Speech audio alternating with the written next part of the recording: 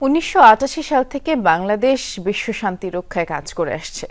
বর্তমানে বিশ্বের 9টি দেশে 5818 জন শান্তিরক্ষী কাজ করছে। বিশ্ব শান্তি রক্ষায় বাংলাদেশ এখন অবিসংবাদিত নাম বলেই জানিয়েছেন সেনাবাহিনী প্রধান জেনারেল ওয়াকারুজ্জামান। চীন মৈত্রী আন্তর্জাতিক সম্মেলন কেন্দ্রে আন্তর্জাতিক জাতিসংঘ শান্তিরক্ষী দিবসের অনুষ্ঠানে তিনি কথা জানিয়েছেন। শান্তি মিশনে বাংলাদেশের 37তম বর্ষপূর্তিতে বিশ্ব শান্তি রক্ষায় শান্তিরক্ষীদের আত্মত্যাগ, অমূল্য অবদান জাতি শ্রদ্ধা ও কৃতজ্ঞ চিত্তে স্মরণ করছে বলেও জানান সেনাপ্রধান। এছাড়া জাতিসংঘের আবাসিক প্রতিনিধি গোয়েন লুইস বলেছেন, শান্তিরক্ষায় বাংলাদেশ তৃতীয় বৃহৎ দেশ। 168 জন বাংলাদেশি শান্তিরক্ষী তাদের সর্বোচ্চ ত্যাগ স্বীকার করেছে। আর অর্থ উপদেষ্টা ডক্টর সালেউদ্দিন আহমেদ বলেছেন, জাতিসংঘ শান্তিরক্ষা মিশনের সহযোগিতা অব্যাহত রাখবে বাংলাদেশ।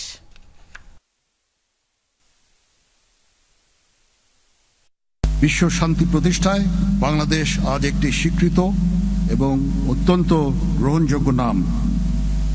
জাতিসংঘের আহ্বানে সাড়া দিয়ে বাংলাদেশ 1988 সাল থেকেই বিশ্ব শান্তি প্রতিষ্ঠায় সক্রিয়ভাবে অংশগ্রহণ করে আসছে।